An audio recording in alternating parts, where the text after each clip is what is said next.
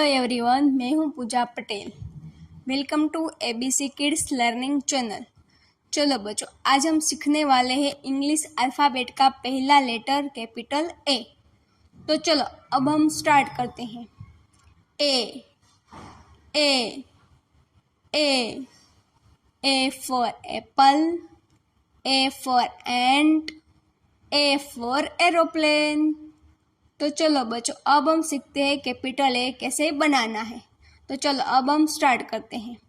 Slant line, second slant line, sleeping line, slant line, second slant line, sleeping line, slant line, second slant line, sleeping line. Wow, capital A is ready. तो बच्चों, आपको भी समझ में आ गया होगा। जैसे ही मैंने किया है वैसे ही आपको तरीके से कैपिटल ए बनाना है एंड सीखना है। तो चलो बच्चों, अब हम मिलते हैं next video capital letter B में। तब तक के लिए बाय बाय।